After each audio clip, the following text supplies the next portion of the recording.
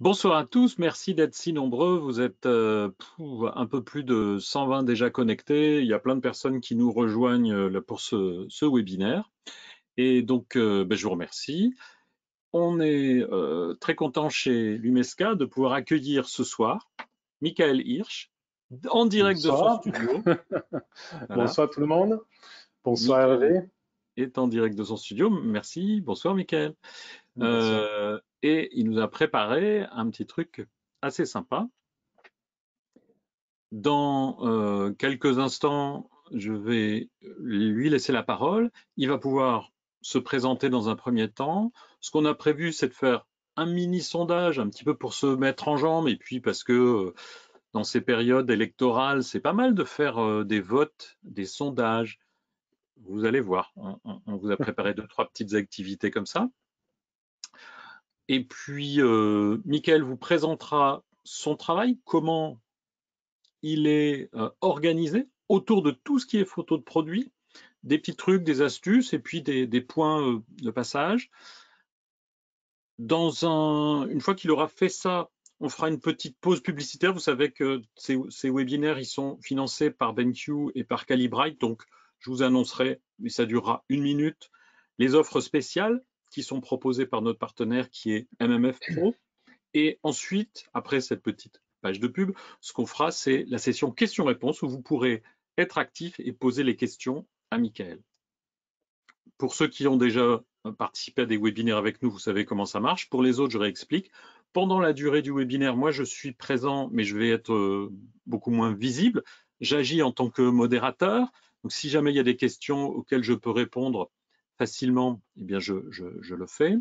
Et s'il y a des questions qui paraissent intéressantes, dans certains cas, je vais les garder en réserve pour la session questions-réponses qui va se faire à la fin de cet événement. Voilà. Donc, vous pouvez utiliser le petit outil qui est présent normalement sur votre écran pour interagir avec nous. J'ai une toute simple question. Est-ce que le son passe bien pour vous? Est-ce que vous m'entendez bien? Michael, vas-y, dis quelques Moi mots. c'est bon. Moi ça marche très bien. Je t'entends bien. Parfait. Alors, Dominique, elle nous dit qu'elle nous voit, mais elle n'a pas le son. Donc là, il faut que vous vérifiez, Dominique, votre configuration de votre ordinateur. Et au pire, alors je vais lui répondre parce que si elle n'a pas le son, elle ne peut pas m'entendre. Tous les autres ont un très bon son, vous êtes très nombreux. Un peu partout en France, j'en ai qui sont en Belgique, j'ai des gens qui sont connectés depuis Nancy, du Maroc, c'est super. Ben, merci beaucoup d'être si nombreux et d'être d'un petit peu partout avec nous. Excellent. Michael, la parole est à toi, je te laisse agir. Très bien. Bonsoir tout le monde. Donc aujourd'hui un petit direct de mon studio. Je vais vous montrer un tout petit peu mon setup, la façon que je travaille. Avant tout, je vais expliquer un peu ce que j'ai fait. Alors moi, ça fait 20 ans, 25 ans que je suis photographe nature morte. J'ai commencé par des photos cosmétiques, des accessoires de mode. Et petit à petit, j'ai trouvé en fait la photo culinaire ma matière préférée. Donc aujourd'hui, je travaille pas mal pour des marques d'alcool, pour tout ce qui est liquide, matière, café, des marques de café, beaucoup pour les packaging, pour les agences de design. Voilà, donc qu'est-ce que je peux dire de plus? J'ai une petite présentation que j'ai préparée, donc je vais vous montrer ça. Hop. Donc là, je peux défiler un peu des images que je réalise. Donc mon travail, mon regard, c'est toujours assez graphique. J'essaie de faire un maximum avec très peu d'éléments, très graphique toujours. J'aime bien les animaux.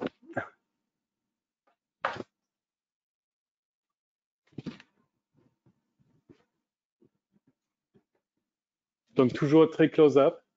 Et c'est pour cette raison que je travaille principalement à la chambre et aussi avec des réflexes, mais avec des objectifs décentrement pour faire un maximum de réglages pendant la prise de vue. Donc là, je suis vraiment partisan. J'ai commencé la photo en 4-5 inches avec les hectares. Donc là, on ne pouvait pas bidouiller. Il fallait vraiment tout faire tout de suite à la prise de vue. Et j'entends souvent des directeurs artistiques dire que ben, on fera ça après en retouche. Et moi, non. Moi, j'essaye de faire un maximum tout de suite à la prise de vue. Alors pourquoi? Ben, écoute, c'est surtout pour gagner du temps. Très souvent, on n'a pas trop le temps de bricoler 3 semaines après ces photos. Entre autres, je donne des cours dans une école photo et très souvent, j'entends ah non, non, ça, je verrai plus tard. Je vais faire ça demain, je vais faire ça sur Photoshop ce soir. J'ai dit, bon, d'accord, bon. Moi, personnellement, je trouve vraiment c'est hyper important de bien caler sa prise de vue, les couleurs, la lumière et de faire vraiment un minimum après. Je travaille très souvent en multi-shoot, donc je superpose les images. Donc là, un travail rigoureux et vraiment c'est très important. Donc là, je vais vous montrer un tout petit peu mon setup. Peut-être qu'avant ça, tu voulais Oui. partager avec moi une petite anecdote. Tu m'as dit qu'il n'y a pas longtemps, tu as reçu un fichier d'un de tes Ah étudiants oui, et effectivement, oui. c'était surprenant. Alors, c'est l'heure des oraux et tout ça pendant l'école. Je reçois des différents sujets des étudiants et je regarde les photos et tout est trop sombre sur mon écran. Et voilà, donc la question à toi, Hervé, tu voulais Eh bien, lancer je ton petit lance. quiz? C'est parti. Donc, Michael reçoit un fichier trop sombre. Pourquoi d'après vous? Et donc là, vous pouvez voter. Vous avez 5 cases possibles. Est-ce que d'après vous, c'est parce que son étudiant est passé du côté sombre de la force? Ou bien est-ce que peut-être c'est Michael qui devrait rendre son écran plus lumineux? Peut-être que son étudiant, d'un autre côté, devrait calibrer son écran chaque mois. Ou est-ce que c'est l'ajustement automatique par rapport à la lumière ambiante? Ou bien parce que ce jour-là, eh ben, Michael, il avait oublié d'enlever ses Ray-Ban. Je vous laisse quelques instants pour voter. Ensuite, on partagera les résultats.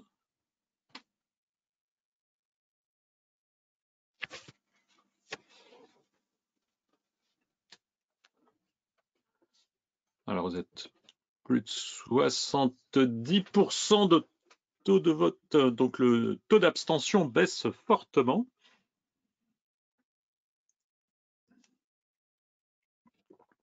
Très bien. Encore quelques instants et je vais partager le résultat. C'est bon. Ah, il y en a encore plein là qui s'y mettent. Allez, je vais fermer le sondage. Et maintenant, je partage les résultats avec vous. Donc, 3% pensent qu'il est passé du côté sombre de la force. Alors, il y avait possibilité de répondre plusieurs fois, hein, donc le total fait plus que 100%. C'est pas comme les vraies élections. Peut-être que je devrais rendre mon écran plus lumineux. Bon, 7%. On voit quand même que vous suivez un peu le sujet, puisqu'il y en a quand même 72% qui disent bah, peut-être qu'il devrait calibrer son écran chaque mois. Mais c'est vrai, ça pourrait être aussi une problématique d'ajustement automatique par rapport à la lumière ambiante, ce qui est souvent le cas sur des ordinateurs portables. Et 6% qui pensent que Michael devrait enlever ses Ray-Ban. Voilà, je vais masquer les résultats et on va revenir sur la présentation.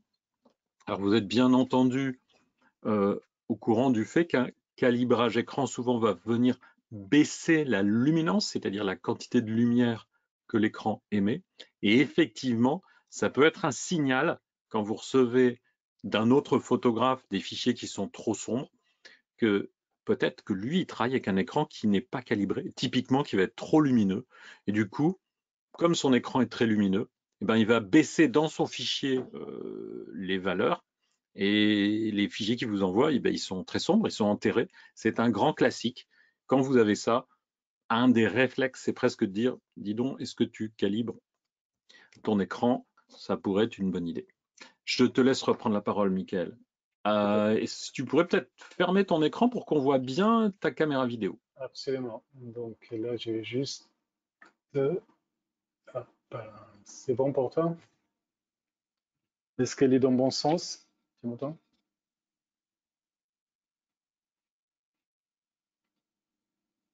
Hervé?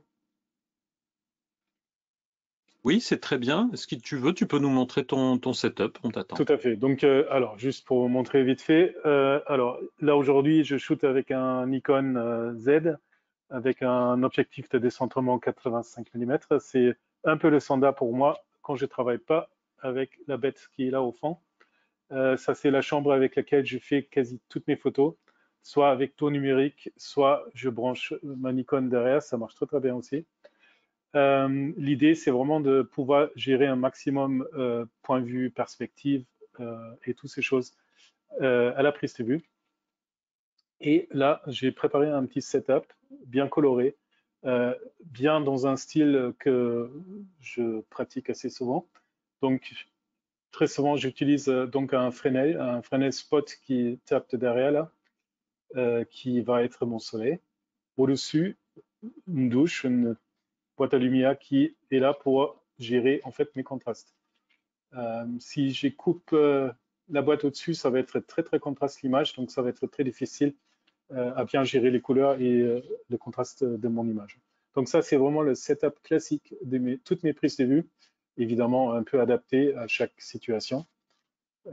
Et c'est avec ça que j'arrive de sortir des bons rendus, surtout sur les liquides, d'avoir un peu la lumière, des reflets total sur les surfaces des cocktails, par exemple. Euh, voilà. Et première étape, en fait, quand je shoot ça, j'ai fait une petite calibration de mon appareil photo. Maintenant que j'ai calibré en fait mon écran, où j'utilise ce genre de truc, Kalasheka Display Pro. Voilà, donc tu démarres toujours, de toute façon, ton écran, tu le maintiens calibré en le calibrant Oui, je fais ça régulièrement. une fois par semaine, hein. Je fais pas ça tous D'accord. les jours, mais facilement une fois par semaine. Ok. Et je peux vous montrer vite fait l'écran là. Donc ça, c'est le BenQ 32 pouces que j'ai ici, 4K. Donc très agréable de travailler là-dessus parce qu'on a vraiment la place pour tous les fenêtres. C'est très très sympa. Et pour ceux que ça intéresse, on peut vraiment très facilement bouger l'écran à la verticale. Donc notamment pour des retouches bouteilles ou autre chose à la verticale ou des portraits ou je sais pas quoi, ça peut être vraiment très utile. Et ça se fait vraiment en 3 secondes.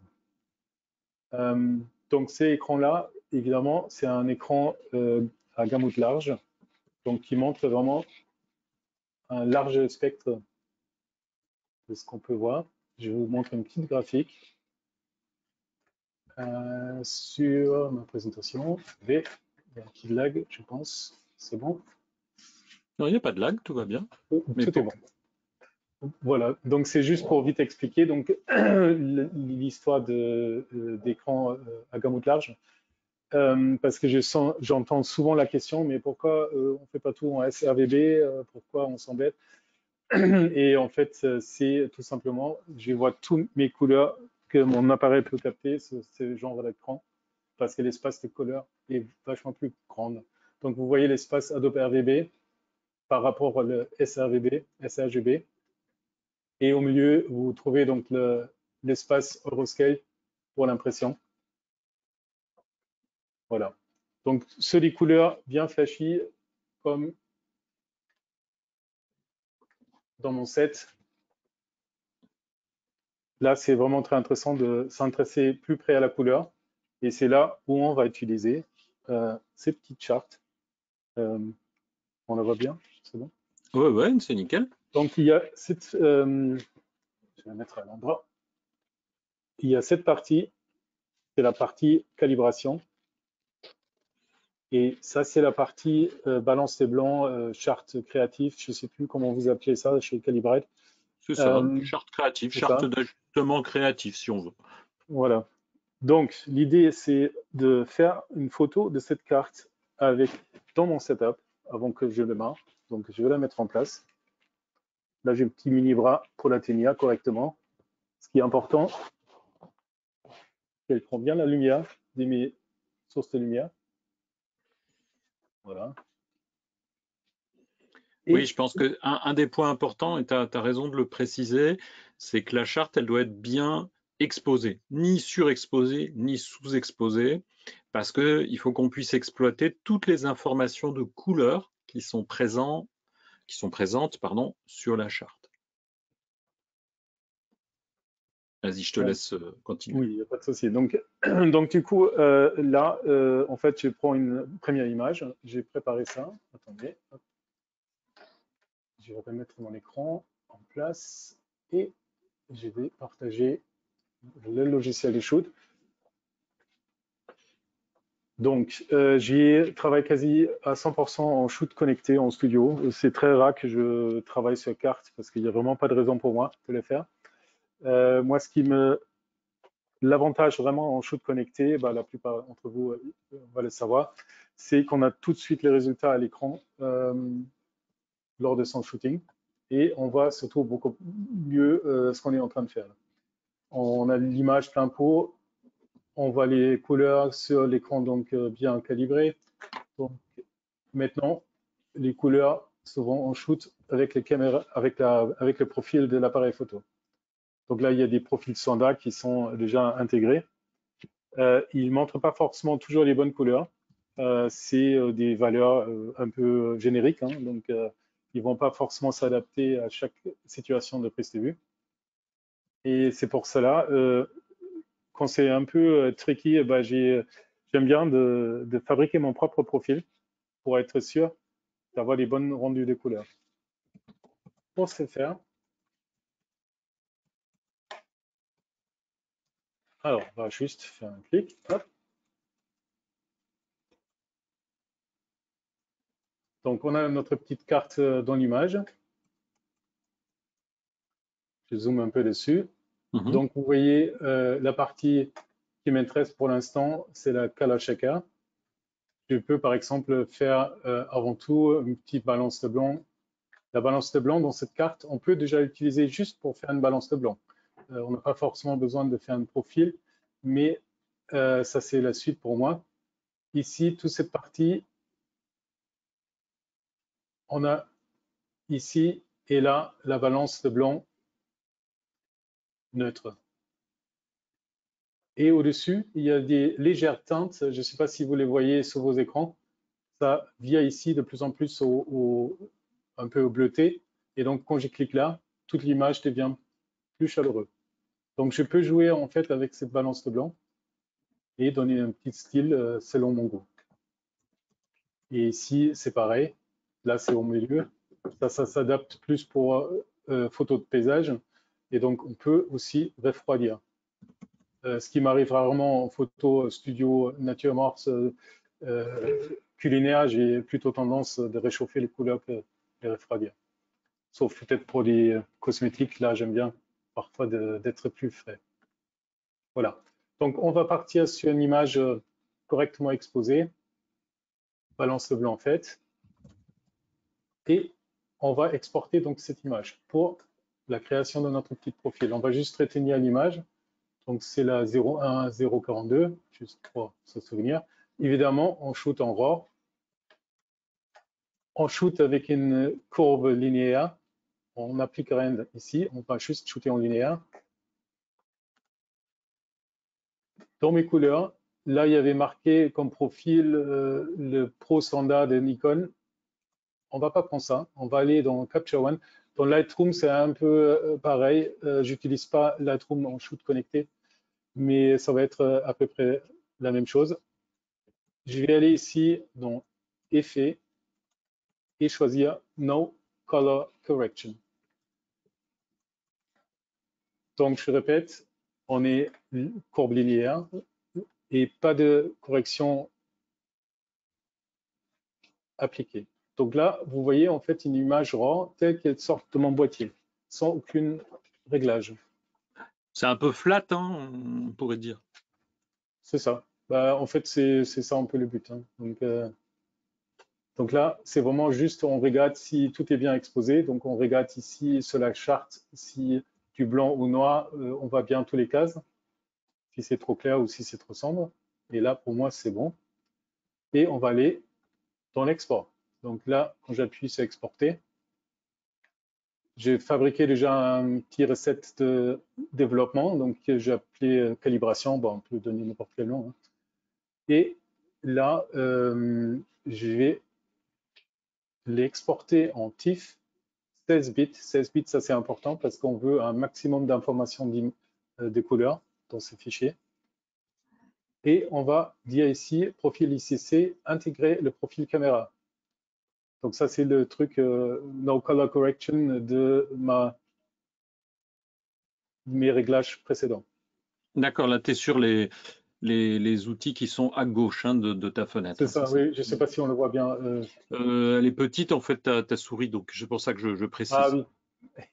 Au-dessus de la ligne de couleur. Non, mais quand tu la bouges, on voit. D'accord. Donc, une fois que c'est choisi, hop, j'ai dit exporter l'image. Voilà, ça va mouliner quelques secondes. Là, évidemment, c'est en fonction de la taille du fichier et la puissance de votre logiciel, ou plutôt ordinateur. Donc, alors, on va toujours avec le Capture One. Qu'est-ce que je vais faire? Je veux mon écran complet, écran principal. Alors, voilà. Donc, j'ai dans ma petite fenêtre de mon session de shooting, elle est partie où? Je l'ai perdue. Elle est où? Elle est là. Donc, j'ai mon fichier que je viens juste créer, un TIFF, et je vais ouvrir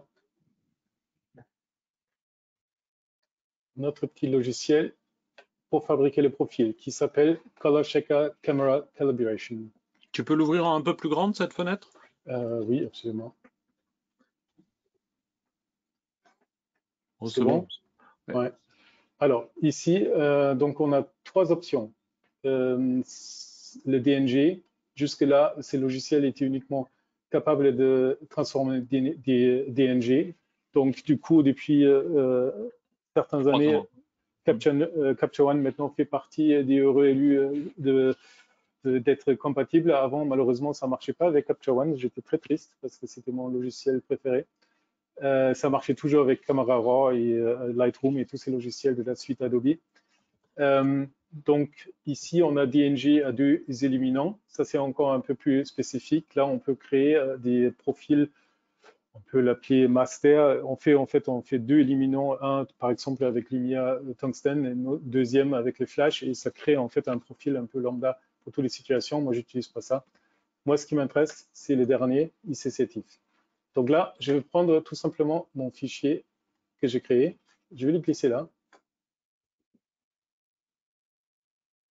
Ça mouline un peu. C'est quand même un fichier qui fait 240 mots. Et automatiquement, le logiciel reconnaît en fait la position de ma charte dans ma photo principale. Ici, il y a des petits points verts là. On peut les tirer un tout petit peu pour ajuster à la main si jamais ce n'est pas bien calé. Donc là, je vais faire ça. Hop. Une fois que c'est fait, j'appuie sur créer un profil en bas à droite. Je vais donner un nom. Donc là, on va les nommer Webina. Je vais l'appeler Final parce que j'avais fait plein de tests avant. Il y a le dossier de standard qui s'apparaît, c'est le profil. Ça va être enregistré dans le profil sur l'ordinateur. Et je vais dire enregistrer. Là, ça va mouliner. J'ai calculé, c'est à peu près 20 secondes chez moi. Ouais, mais comme tu dis, au départ, tu as un fichier qui fait quand même pas mal de mégas et qui est un TIFF 16 bits.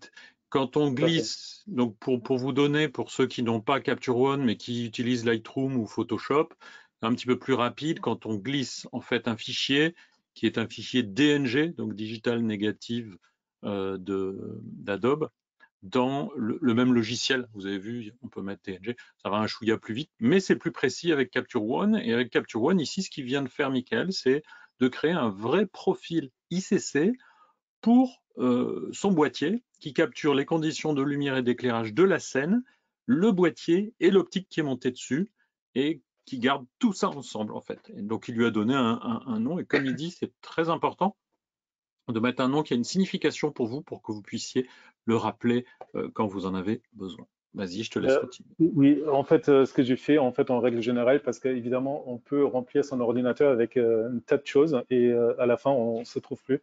moi, je donne en fait souvent le nom de la session de mon shooting au profil.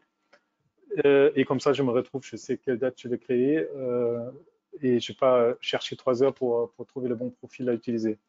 Ça peut être même dans la même journée que je crée 3-4 profils différents parce que la lumière a changé, l'optique a changé. Parfois, je constatais même avec des dos phase one que en fonction de l'orientation du capteur, parfois il y avait des différences de couleurs assez bizarres, mais oui. Donc parfois il y a des choses comme ça. Et quand je shoot, très souvent je shoot des bouteilles d'alcool avec des étiquettes, avec des or à chaud, des tons qui sont déjà assez difficiles à reproduire. Donc là, je vois vraiment toute la force de faire une calibration pour son appareil. Donc Montre-nous après, le résultat maintenant. ça, je vais faire. Donc là, j'ai le petit onglet OK. Donc, j'enregistre tout ça. Et maintenant, par contre, je dois redémarrer en fait le logiciel. On va le redémarrer.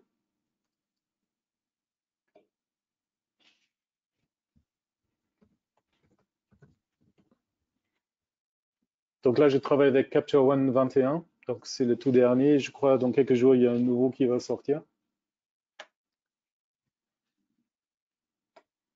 Et pour ceux qui travaillent avec Lightroom, c'est aussi très facile avec Lightroom parce qu'il y a carrément un plugin qui existe pour Lightroom. Je ne l'ai pas encore utilisé.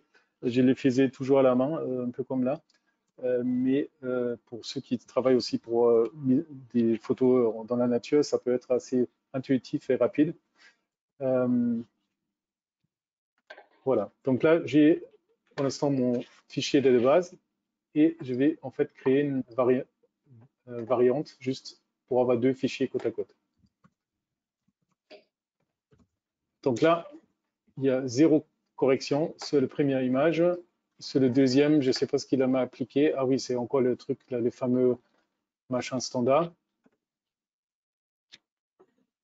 Et on va faire une troisième variante.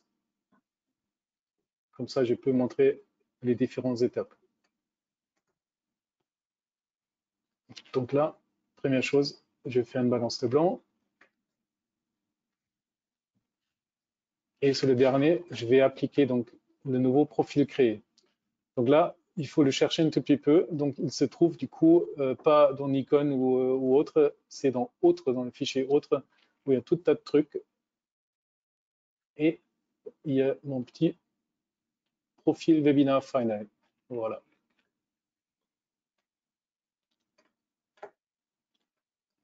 Donc là, c'est pareil, la balance de blanc est peut-être pas top top. Et maintenant, je peux en fait, là comme d'habitude, appliquer mes petits réglages. Peut-être mon fichier initial était un peu trop éclairé. Alors ici, maintenant, je peux tout faire ce que j'ai fait d'habitude. Et je vais juste vous montrer la différence et regarder surtout les couleurs en fait.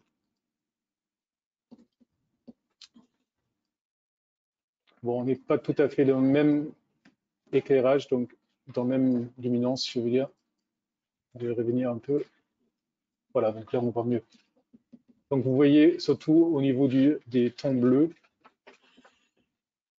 les saturations en fait dans les couleurs de base, on voit une vraie différence. Et bien sûr, c'est pas que la charte, c'est toute l'image qui est affectée. C'est ça. Donc là, à partir de là, j'ai un bon départ. Bon, maintenant, on peut discuter si ça plaît comme ça. Très souvent, les gens sont très contents de shooter tel que ça sort de l'appareil. Pour certains projets, c'est peut-être un peu overkill de faire ce genre d'exercice. Mais récemment, j'ai eu un client, j'ai eu une discussion assez kafkaesque avec lui parce qu'il voyait jamais les couleurs comme il le voulait. Donc, j'ai passé mon temps à corriger les couleurs et je comprenais pas ce qu'il voulait. Et à la fin, j'ai invité la dame de venir en studio. Elle voit la photo d'une bouteille d'alcool affichée sur mon écran. Et elle me dit, oui, c'est exactement comme ça, je le veux. Je dis, bah oui, c'est exactement ce que je vous livrais. Et en fait, il s'avérait qu'elle travaillait sur un écran PC qui n'était carrément pas réglé, mais du tout, il était beaucoup trop bleu. Donc évidemment, les or à chaud sur mon étiquette n'étaient pas du tout mis en valeur. Voilà. Hervé, tu as des choses à ajouter par rapport à ça? Voilà, c'était pour la charte, mais il y a beaucoup de gens qui veulent des informations sur la prise de vue en photo de produits. Et donc, reprends peut-être aussi à partir des photos que toi tu fais. Explique-nous comment tu as réglé ton setup, qu'est-ce qu'il y a de spécifique, les trucs, les astuces que tu peux partager avec les personnes. D'accord. Alors, je vais peut-être reprendre mon petit portfolio. Toc, toc, toc, il est où? Alors, où est-ce qu'il est? C'est tellement petit. Alors, c'est bon.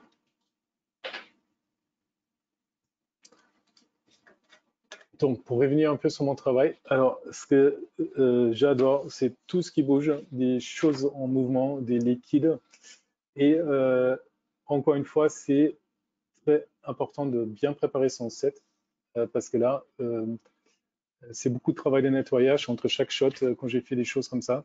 Donc, il faut vraiment bien réfléchir. On ne peut pas faire clic-clac et tester. Il faut vraiment être prêt de minimiser les petites erreurs au maximum pour ne pas passer la journée ou la nuit entière à faire le ménage dans le studio.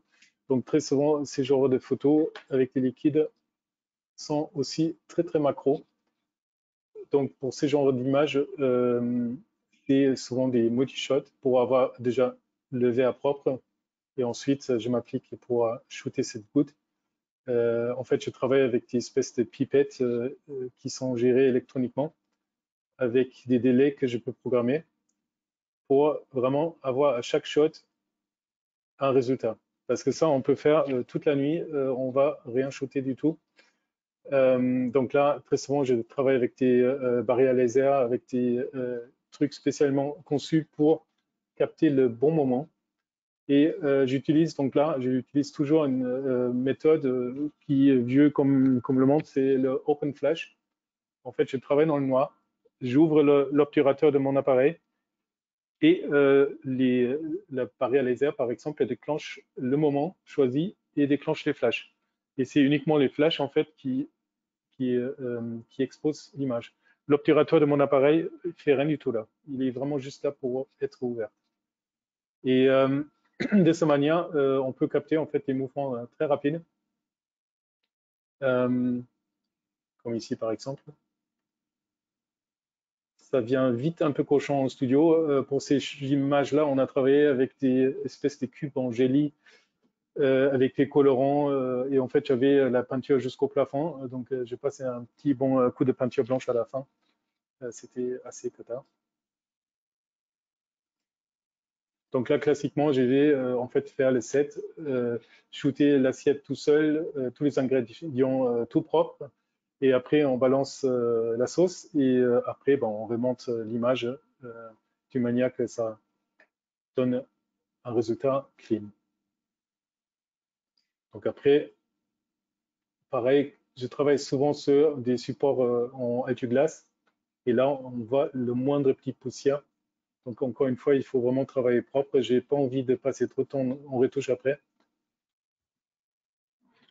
Donc, un de tes secrets, c'est ça, c'est la préparation pour être le plus propre possible au début et perdre le moins de temps possible en C'est ça, post-production. tout à fait. Tout à fait. Bon, il y a toujours la retouche derrière. Hein. De toute façon, au moment que je dois développer des RAW, forcément, on parle de retouche. Hein. Donc, pour Oui, moi, ça fait partie intégrante de ma création, mais pas pour autant de me trop reposer sur la retouche. Donc, moi, la retouche, je me réserve vraiment pour finaliser mes fichiers, mais le travail de la prise de vue, elle est vraiment pensée en amont.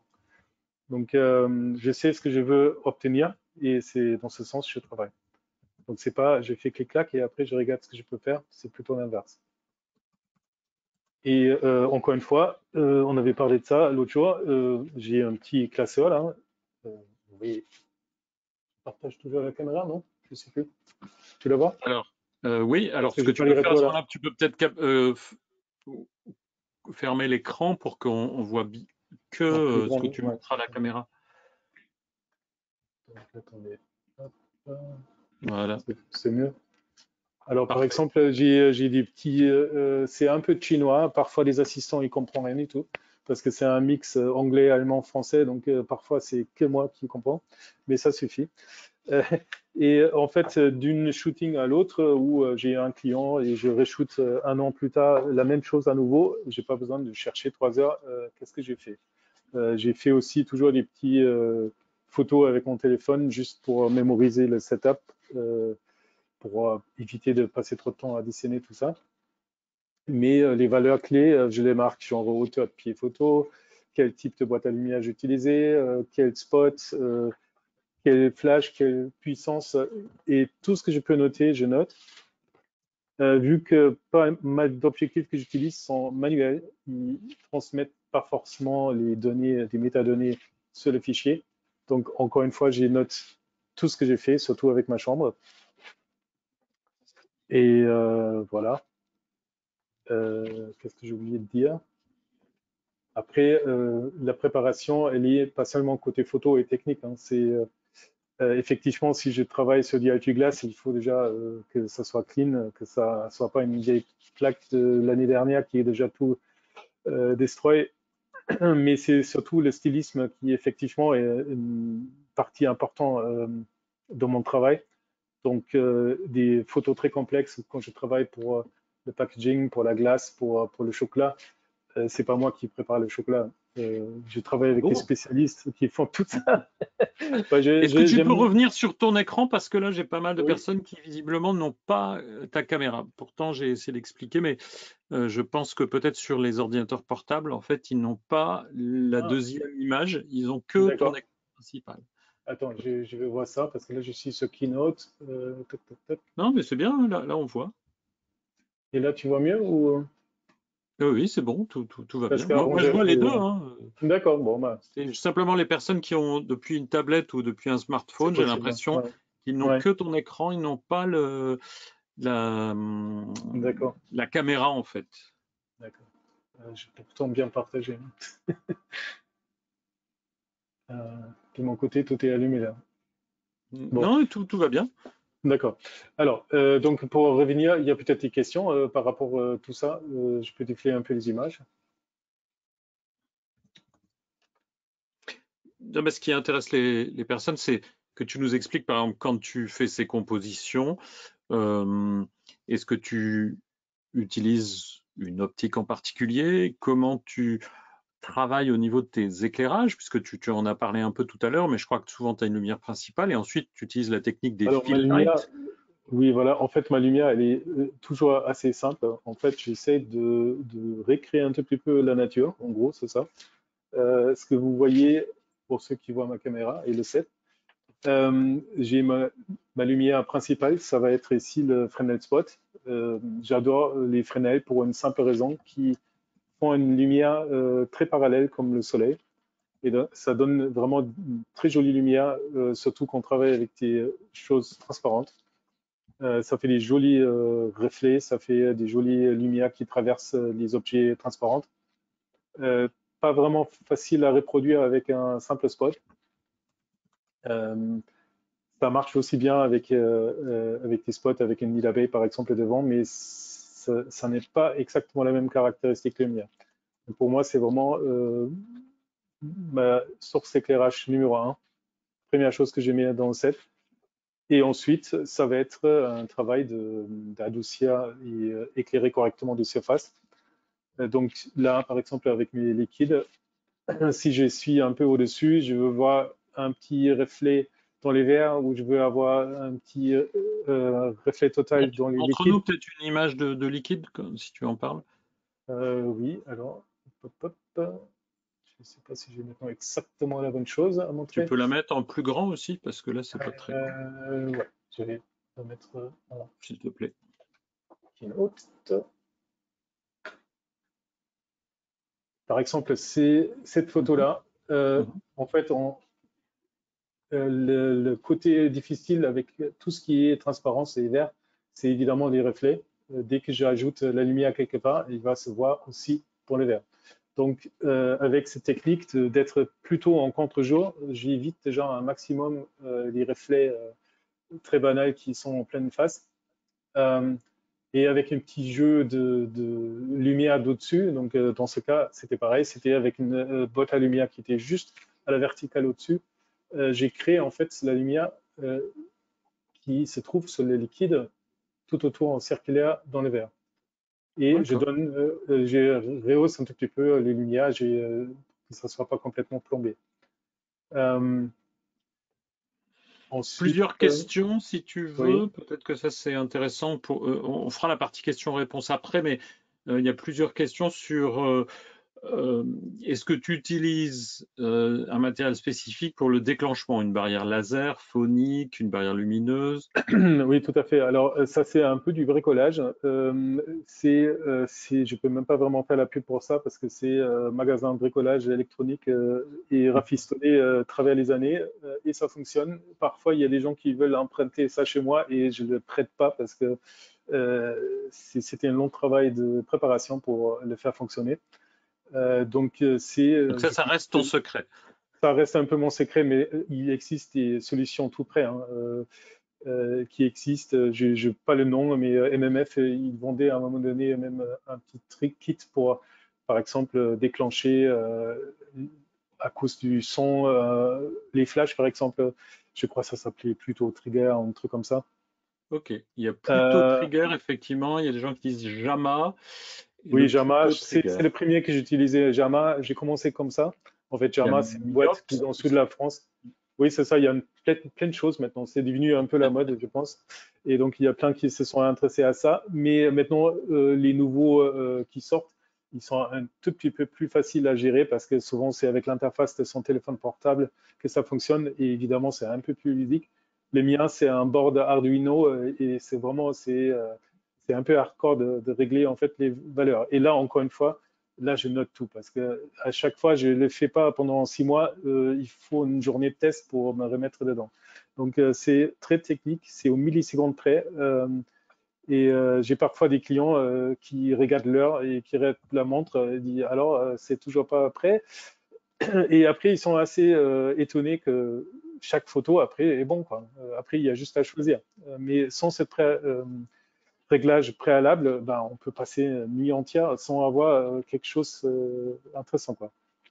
Ok, tu Donc, peux nous montrer une autre image? Parce que là, quand tu parles, on n'a pas d'interaction, donc ce serait bien. Voilà, ça c'est le genre d'autres choses que tu fais. alors ça c'est oui. Donc j'ai fait aussi souvent avec des mannequins d'état et des mannequins de main pour des marques cosmétiques.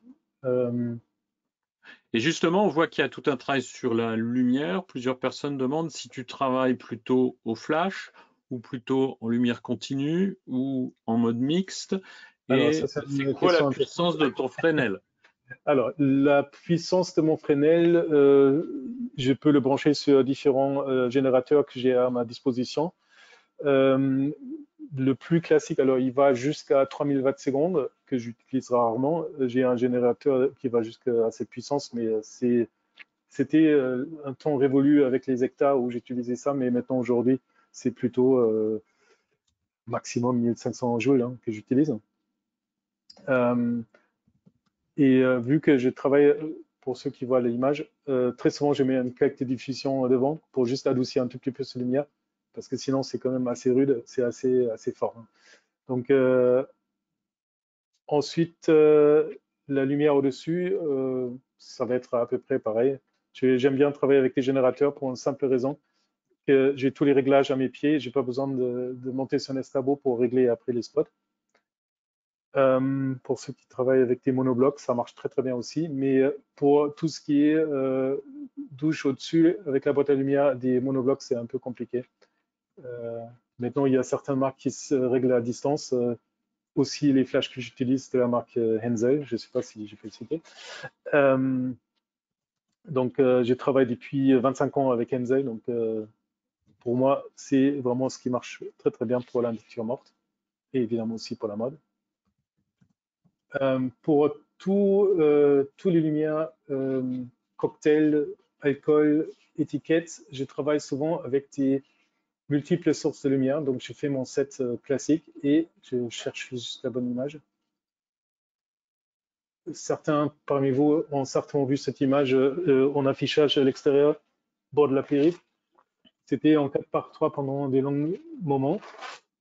Et là, par exemple, j'ai donné un petit éclat sur l'étiquette. Et là, j'utilise très souvent des petits lumières LED, des petits spots LED, un peu style Delo Light, pour tout simplement amener un peu de lumière très ponctuelle sur des tout petites surfaces qui sont difficiles à éclairer avec les flashs, avec des façonneurs classiques style boîte à lumière. Donc, du coup, je shoot avec des temps de synchro assez longs. Ça peut être les flashs plus, par exemple, 1 seconde, 2 secondes de temps de pause. Mhm. Et donc, avec ça, on arrive de faire des choses assez intéressantes. Juste pour l'anecdote, ça, c'est cette image-là que j'ai fait pour montrer à mes étudiants que tout est faisable avec un flash Cobra. Donc, ça, c'est fait avec un flash Cobra. Mhm. Donc, ça, c'est à la portée de tout le monde, je pense. L'avantage avec les flash Cobra, c'est que les durées d'éclair sont très très courtes. Euh, et donc on arrive à bien geler en fait les mouvements. C'est ça.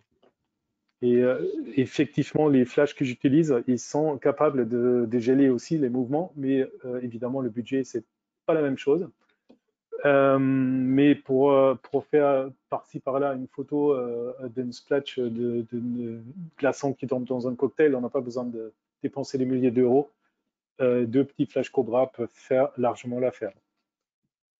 Avec la préparation, comme tu dis, et éventuellement presque une sorte de Tout à fait, scénarisation. Et puis, on va expérimenter, c'est-à-dire qu'on va essayer, ça va c'est ça. rater, on va recommencer. Et une fois qu'on a la recette, toi, ce que tu fais, c'est que tu gardes tous les paramètres dans ton grand classeur depuis C'est ça. des années. Ouais, c'est ça. Et en fait, c'est un peu ma mémoire. En fait, si parfois je cherche un truc et il s'avère que je ne l'ai pas noté. Et là, je me sens presque un peu perdu parce que là, du coup, je cherche et je cherche. Je dis, purée, qu'est-ce que j'ai fait? Et là, heureusement, je tombe parfois sur une image que j'ai fait pendant le shooting et tout simplement de voir en fait le setup de mes lumières, juste sur une image, je peux déjà deviner la moitié comment c'était fait, vu que je travaille toujours d'une manière assez constante. Mais surtout quand on est débutant, ça peut être vraiment une grande aide de bien mémoriser ce qu'on a fait, parce que comme ça, on peut aussi apprendre de ses erreurs. Qu'on voit carrément qu'il y a un problème là, on peut, avec les notices qu'on a fait, peut-être trouver la petite bête, quoi. Très bien. Et juste un dernier truc pour les multi-shots, là, qu'on travaille au Flash Cobra, c'est Ouais. ça qui fait, en fait, qui rend la chose intéressante. Parce que là, sur cette image, avec la goutte, j'ai éclairé d'abord, j'ai fait toute une jeu de lumière du fond, donc tous les reflets qu'on voit au fond. C'est une Mhm. longue pause que j'ai fait avec une lampe torche LED. Et ensuite, j'ai rajouté les flashs pour figer en fait le mouvement de cette goutte de whisky. Très bien. À consommer avec modération, hein. On est au l'heure de l'apéro là, donc Ouais. j'ai un vrai spritz qui n'est plus très frais parce que c'est des faux glaçons. Et donc là, effectivement, oui, quand je travaille avec ça, les glaçons, souvent, c'est du plastique, hein, mais là encore, Mhm. il existe plastique et plastique. Des glaçons que j'utilise, très souvent, on me le demande, est-ce que je peux les prêter? Et je suis pas trop fan parce que la moitié de ces glaçons vient de New York, d'un magasin de propre là-bas, et Mhm. qui coûte des yeux de la tête. C'est genre 80 $ pièce. Et donc, j'ai tout un sac de ça. Donc, mais maintenant, on trouve beaucoup moins cher, hein. Et ce Très qui est bien. le plus beau, c'est la vraie glace. Mais il faut être rapide. Voilà. Et du coup, utiliser des éclairages qui chauffent pas C'est ça. Non, aussi. mais c'est surtout le verre qui fait la buée, en fait. Aussi. La Mhm. condensation. Et du coup, les clients, très souvent, ils n'aiment pas trop ça, hein. Ils veulent voir leur cocktail, ils ne veulent pas voir les petits bulles devant. Très bien. Nickel. Alors, on va revenir sur les questions de couleur un tout petit peu. Euh, Pas mal enfin, il y a des questions que j'ai gardées pour la session questions-réponses, mais on voulait vous poser une question avec Michael qui était, elle est bien celle-là, tu peux la laisser. Pour bien gérer la couleur finalement comme ça, hein, là c'est pas juste une prise de vue, vous avez compris, l'idée c'est de bien caler la couleur au niveau de l'écran de retouche, au niveau de la prise de vue avec la charte. Mais finalement, pour bien gérer la couleur, si on devait faire qu'un truc, par quoi commencer? Ça, c'est la question qu'on voulait vous poser. Donc, je vais vous lancer un deuxième petit sondage. À votre avis, si on doit faire qu'un truc, qu'est-ce qu'il faut faire? Et là, du coup, il n'y a qu'une seule réponse possible. C'est pas multiple.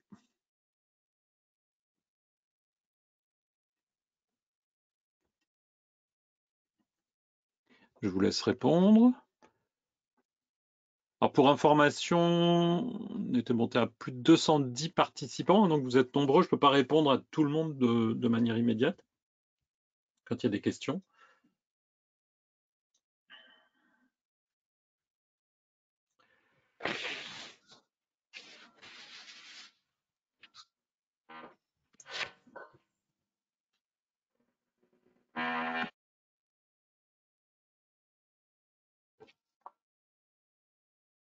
On va maintenant fermer le sondage. Alors, voilà. Et partager les résultats. Voilà. Donc, il faut calibrer son boîtier, bien sûr, 8%. Il faut faire les bons réglages dans la Creative Suite, 0%. Calibrer son écran chaque mois, c'est la base. Et c'est vrai que si on fait qu'un seul truc, c'est ça. Il faut impérativement calibrer toute la chaîne graphique. Bah, c'est l'idéal, mais il faut bien commencer quelque part. Et si vous n'avez pas le budget ou pas le temps ou pas l'envie de calibrer le boîtier, l'écran, votre imprimante, avec le bon profil pour le papier que vous utilisez, pour les différents papiers que vous utilisez, ça peut prendre un petit peu de temps, eh bien, il y a pas mal de personnes qui s'épuisent ou qui ne vont pas jusqu'au bout. Et donc, j'ai envie de dire, bah, avant de courir le 110 mètres haies, il faut peut-être apprendre à marcher, à courir normalement. Et pour moi, en gestion de la couleur, c'est ça. C'est calibrer son écran déjà chaque mois. C'est déjà une bonne base de travail. Michael, lui, il travaille en calibrant toutes les semaines parce que son métier, en fait, ne supporte pas, par exemple, s'il a une série de shoots à faire, que ben, d'une semaine à l'autre, parce que il peut démarrer un travail et puis le reprendre plusieurs jours après, les couleurs soient différentes. Donc, il calibre toutes les semaines. Mais pour vous, pour la majorité des personnes, une fois par mois, c'est déjà un bon début. Voilà, ça c'était une petite question pour voir si vous suivez. Mais si vous pouvez calibrer toute votre chaîne graphique, c'est encore mieux. Ça c'est top. Mais tout le monde ne peut pas ou n'a pas le budget ou le temps de le faire. Je masque les résultats. Donc, c'est quelque chose que je voulais dire aussi par rapport aux écrans, donc à calibrer. Là, dans les écrans à gamme large qu'on utilise ici, en fait, c'est une calibration hardware. Donc, ça veut dire que le profil il est stocké à l'intérieur de l'écran. C'est pas un truc qui est côté ordinateur. C'est ça aussi qu'il faut comprendre. Tu peux nous remontrer parce que tu avais même sorti, je crois, le logiciel. Enfin, le logiciel qui est Ouais, utilisé par BenQ, c'est Palette Master Element. je la mets. Alors, Voilà. je Très l'ai. bien. Non, c'est bon, et on le voit à droite. Il apparaît, tu vois. Et donc le calibrage hardware, c'est possible sur les écrans de qualité professionnelle. Et donc on va le trouver avec BenQ, il s'appelle Palette Master Element. Chez ESO, ça s'appelle ESO Color Navigator. Chez NEC, c'est NEC Spectra View Profiler, etc., etc. Chaque marque d'écran pro, hein, je ne parle pas des petits écrans bureautiques, permet ceci. Et ça permet effectivement de stocker le profil à l'intérieur de l'électronique de l'écran. Et ça apporte un vrai bénéfice. C'est plus précis et on a plus de sécurité dans le temps. Tu peux peut-être parler aussi de à quel luminant, comment calibrer en fait, à quelle base. Parce Ouais, que je parlons vais faire un récemment petit rappel de ça. d'étudiants qui me livrent des trucs n'importe comment. Parce que la plupart des gens, ils ont des écrans vraiment beaucoup trop chers. Donc parfois, je vois des écrans où je me brûle la rétine quoi, quand je regarde ça et je passe beaucoup de temps devant l'ordinateur. Donc déjà, je travaille dans une mode plutôt sombre dans mon studio, mais qui me permet évidemment de bien voir. Et moi, j'ai calibre en fait mes écrans à 100 candela. Donc il y a certains qui font plus bas à 80 100, c'est un bon compromis. Et très souvent, iMac réglé dans une agence avec laquelle je travaille, j'ai mesuré une fois juste pour rigoler, ils étaient à 350 candela. Tout Donc, à fait. Le et en réglage fait, par défaut pour le showroom dans un Apple Store, c'est 400 candela par mètre carré. ouais. Donc là, Mais ça fait oui, un peu mal aux yeux, hein. Ben, voilà. en fait, je comprenais tout de suite pourquoi ils trouvaient que mes photos étaient trop claires. Donc, le C'est- problème, je peux pas savoir ce qu'ils font avec mes images. Donc, Oui. Alors, deux, trois questions. Il y a pas mal de questions justement sur le calibrage écran. Donc, je vais partir sur moi, mes trucs de base. Je vais te prendre la main. Ce qui serait bien, avant que je fasse ça, c'est que tu montres, ou pendant que je le fais, tu vas sortir la sonde que tu as utilisée pour calibrer ton écran, la dernière fois que tout tu à l'as fait, ouais. calibré. Et puis, je le Mhm. montrerai après. Là, je vais changer le présentateur. Je vais reprendre Et montre la aussi main. peut-être tes petites chartes, mini chartes, parce que ça peut Après, intéresser tout le après, monde, après. hein. Ouais. Une chose après l'autre. Donc, ici, je suis le présentateur et je vais afficher une fenêtre qui est celle-ci. Voilà. Donc, j'espère que vous voyez mes conseils, c'est ça. Donc, le calibrage de votre écran, ici, on est sur un 32 pouces BenQ qui est le SW321C. Ben, on va tenir compte de la lumière et des couleurs environnantes. Donc, dans un studio qui est faiblement éclairé, quand on dit faiblement éclairé, on va tenter de se mettre dans un environnement avec une luminosité qui permet de voir son clavier, sa souris, mais c'est tout, pas plus. Là, on peut par exemple choisir, après avoir attendu 20 minutes que votre écran soit monté en chauffe et se soit stabilisé, on va viser avec le logiciel qui est fourni avec la sonde ou avec le logiciel de calibrage hardware, on va viser deux paramètres seulement.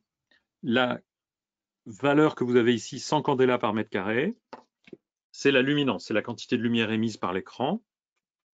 Et ici, c'est l'équivalent de 100 bougies candela allumées, candela, chandelle, hein, c'est comme les bougies, par mètre carré. C'est une valeur théorique, mais je pense que c'est plus parlant si j'explique un petit peu cette unité.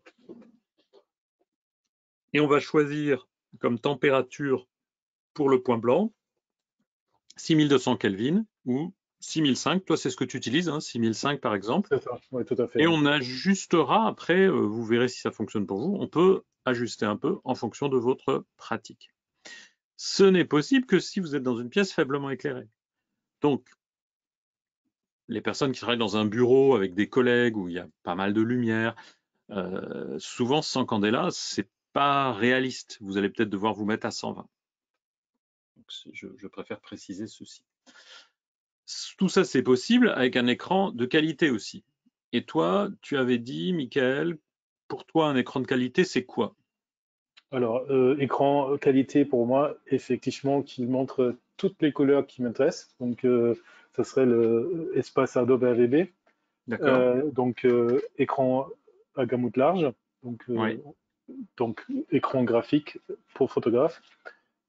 Deuxième point très important, que la dalle soit mate et pas brillant. Parce que je vois beaucoup de gens travailler Tu sur veux des mettre écrans. ta caméra sur ton écran, peut-être? Oui, absolument, ouais. Qu'on Je le sais voit. pas si tu vois. Voilà, nickel. Ouais, si, si. Bah voilà. Là, on voit que la dalle, elle est mat, très légèrement satinée. On voit la sonde aussi. Là, tu peux laisser Ouais. comme ceci. Donc, la sonde, donc c'est, je la laisse dans le plastique, comme ça je peux mieux Hum, hum. montrer. Oups, car C'est pas grave. je vais la sortir quand même pour montrer le délai. Alors, le principe est très simple. C'est un contrepoids ici qu'on peut régler sur les câbles. C'est un câble USB. Sur le côté de l'écran, je peux le montrer, il y a une tête Ouais. prise pour ce genre de choses.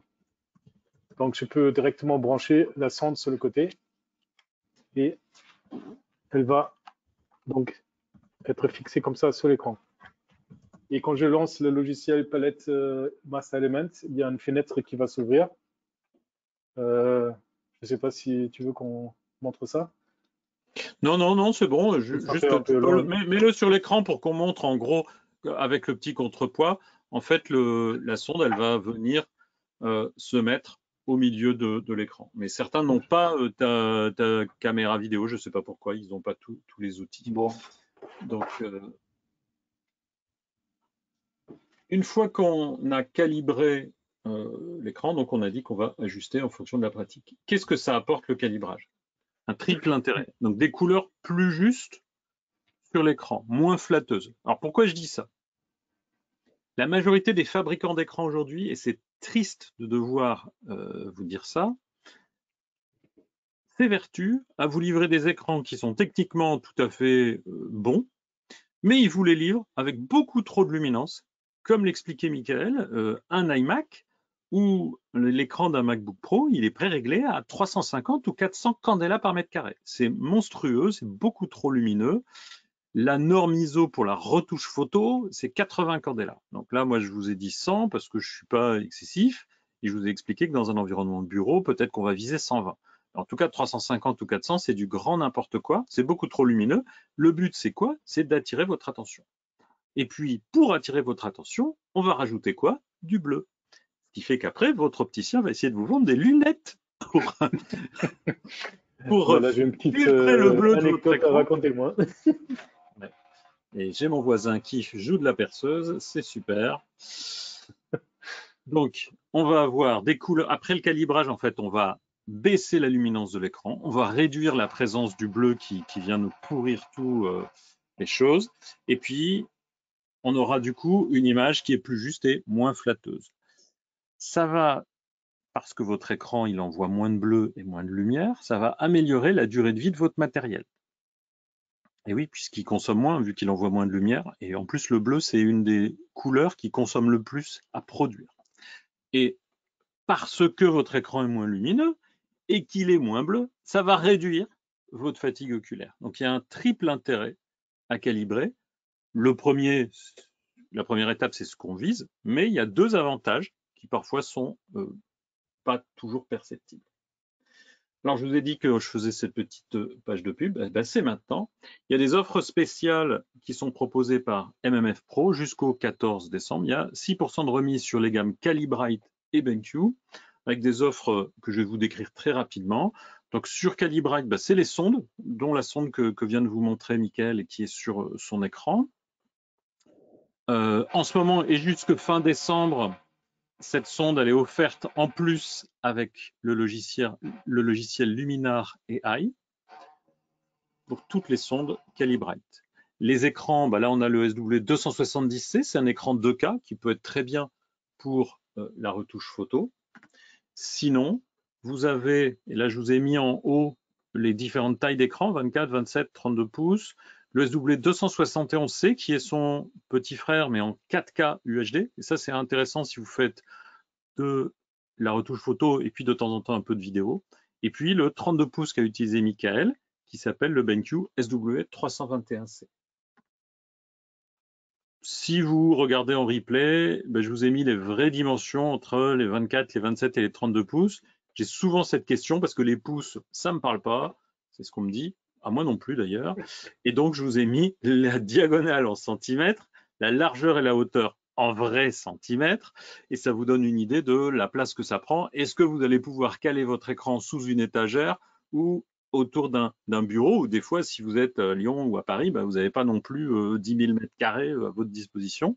Donc, c'est des fois intéressant d'avoir cette information. Alors, comment accéder à cette offre spéciale chez MMF Pro? Donc, pendant une semaine, il y a 6% de remise sur les produits BenQ et Calibrite que je viens de vous montrer en utilisant le code WEBI6BC. WEBI6BC. Donc ça, c'est en plus du fait que le logiciel Luminar est offert, 6% de remise et franco de port en plus, parce que voilà, c'est Noël. Et donc je vous ai mis quelques chartes que vous pouvez voir maintenant à l'écran. Alors, Oui, je sais pas, je comprends pas les questions. Là, François Peignet, iOne Studio et Windows 11. Ben, ça marche, iOne Studio avec Windows 11 à ma connaissance.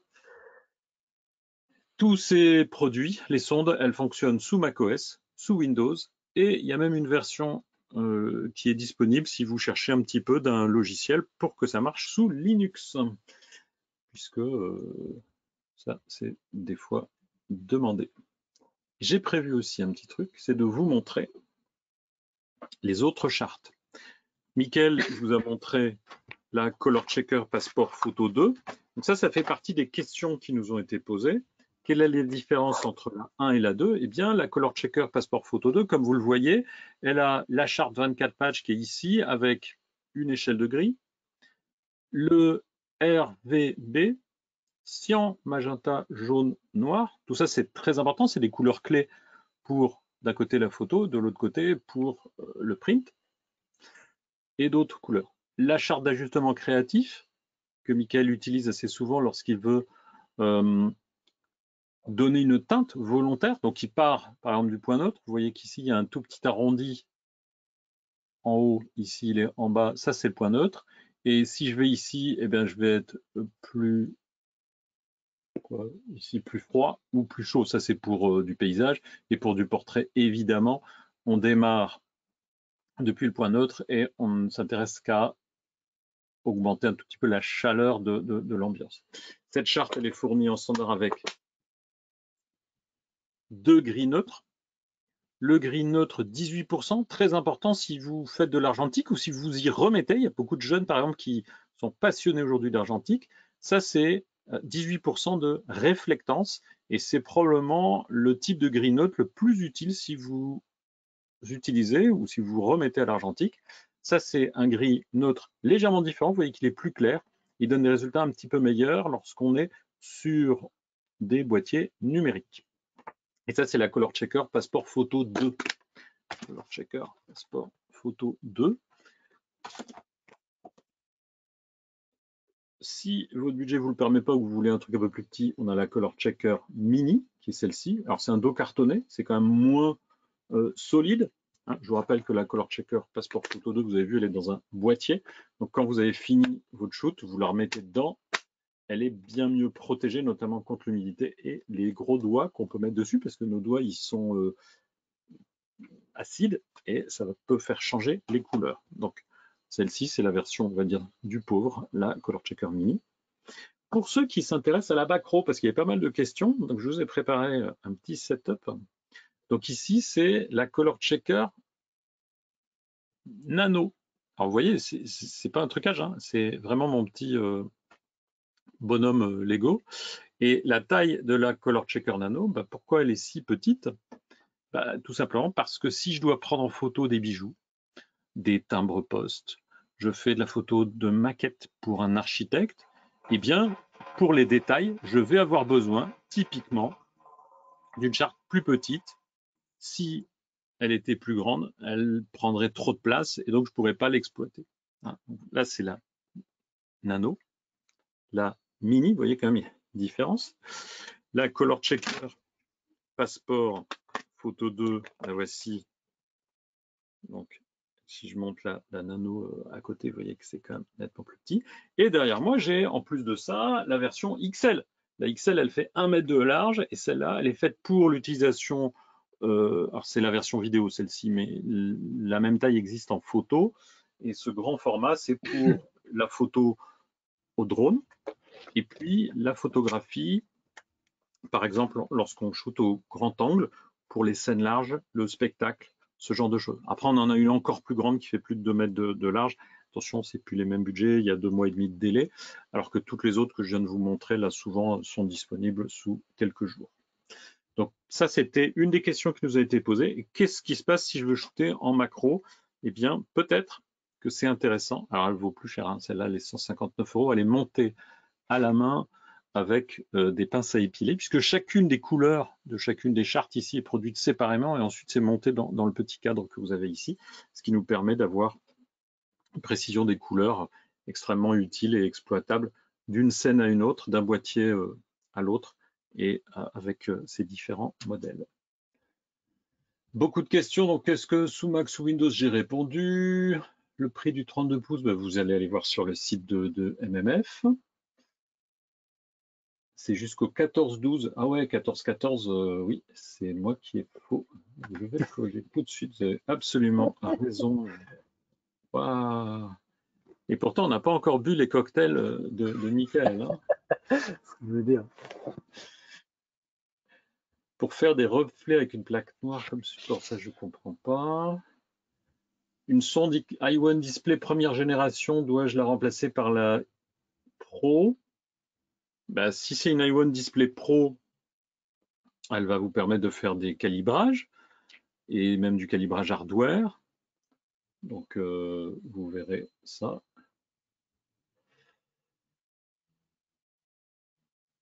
Parfait. Durée de vie des chartes. Alors, ces chartes, mais moi je ne vends pas les produits, Mathieu. Vous allez aller chez votre revendeur favori. Et par exemple, ici, on vous a cité MMF Pro. Donc, vous allez sur leur site. Et en plus des prix intéressants qu'ils proposent, puisque c'est une boutique qui est destinée aux professionnels, il y a 6% de remise complémentaire et franco de port. Durée de vie des chartes, si vous la protégez bien, que vous la mettez en mode fermé dès que vous avez fini, c'est fait pour durer au moins 2 ans, parfois un petit peu plus longtemps. Quand elle est passée, il faut en racheter une.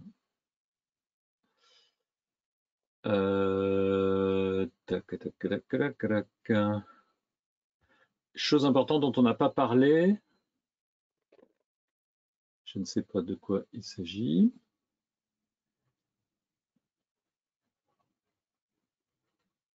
Tout ça, ça fonctionne. Alors, maintenant, je vais te repasser la main. Si tu peux montrer ton écran, Michael, C'est bon. puisque on a des questions pour toi. Donc, je vous ai expliqué la Color Checker Passport Photo 2. Le changement, c'est qu'il y a là 2 chartes, le gris neutre. Partagez ton écran si tu veux bien. Ah, je vais te redonner la main, excuse-moi.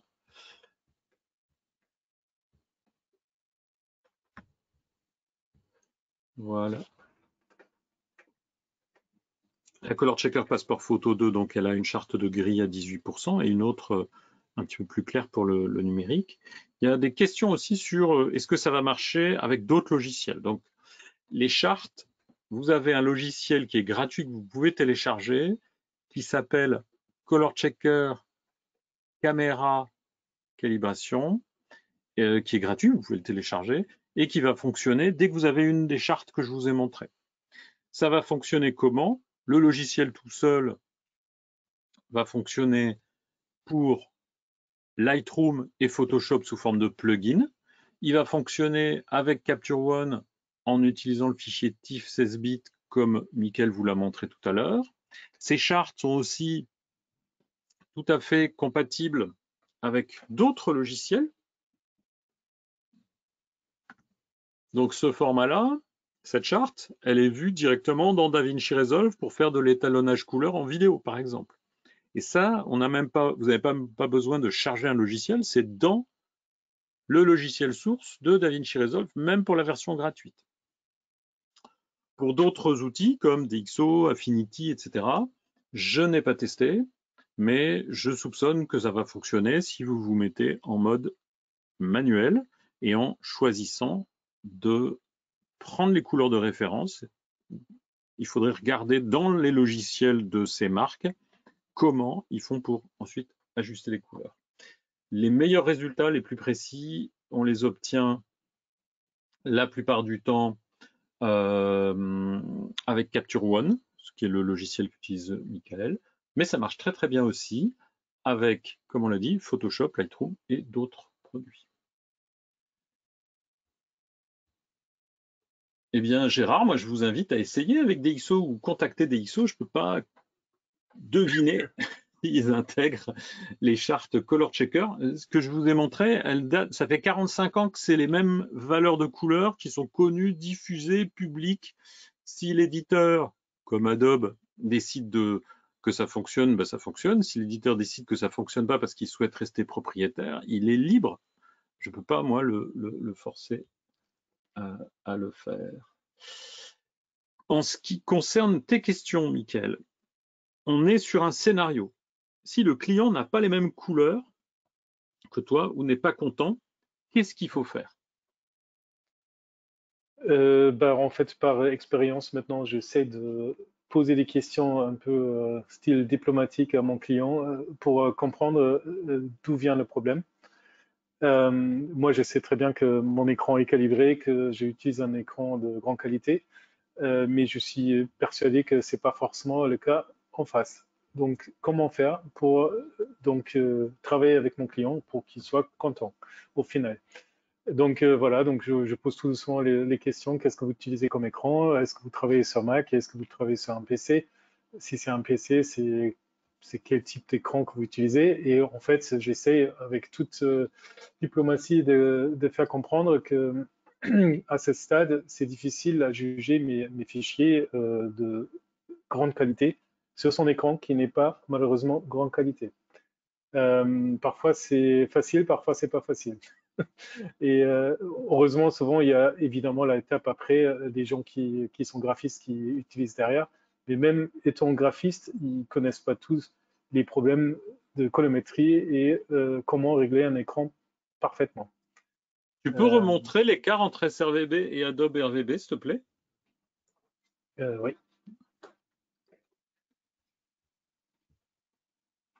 Ben, si Michael il travaille avec un écran graphique, il a bien calibré, vous voyez le triangle vert, tu peux le mettre en plus grand, s'il te plaît? Oui, attends. Euh, je vois.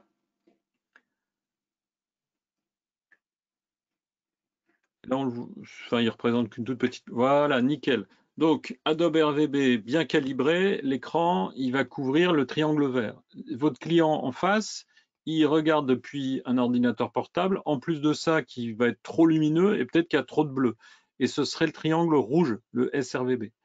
Ça n'a pas l'air d'être énorme la différence entre les deux triangles. Sauf que quand on modélise en 3 dimensions ces deux espaces colorimétriques, donc le sRVB et l'Adobe RVB, ben en Adobe RVB, il y a 30% de couleurs en plus à peu près. Ouais, Si en plus de ça, ce qu'il faut dire aussi, que le point oui, blanc ne va pas être forcément bien réglé chez lui. Donc, exactement. s'il travaille sur un écran qui est beaucoup trop bleu, bah, tout se euh, transfère dans un mauvais sens, en fait. Et donc, du coup, mes couleurs, et là, c'était le cas avec ma bouteille de rhum, l'étiquette avec le or à chaud sur la typo, bah, elle était beaucoup trop froide. C'était pas du tout ce que je voulais voir. Et évidemment, ça venait de son écran qui était trop bleu. Voilà. Donc ça, c'est un grand classique. Donc, vous n'allez pas perdre du temps à leur expliquer tout ça, parce que souvent, ils considèrent que eux, leurs yeux voient sur leur écran, et donc que c'est juste, sauf que ça ne l'est pas. Donc, tu peux les faire venir au studio. Ça, c'est une approche. C'est ce que tu as déjà fait. Ça marche. Comment ils réagissent? Bah écoutez, pour la plupart du temps, souvent c'est compliqué hein, parce que de plus en plus je travaille avec des clients à distance qui Ouais. se déplacent même plus pour le shooting. Surtout après cette année qu'on a tous vécu, en fait je commence à prendre l'habitude de travailler tout seul. Il n'y a plus personne qui se déplace et là en fait les problèmes s'aggravent parce qu'il n'y a plus personne qui est sur place lors du shooting.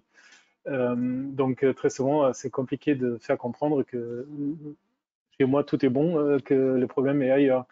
C'est pour eux facile de dire ça, mais ils comprennent rien en fait au sujet, donc c'est difficile euh, à être le prof et tout expliquer. Donc j'essaie de faire ça avec des pincettes et parfois ce que je fais, je livre un proof. Je fais par exemple un tirage Epson Voilà.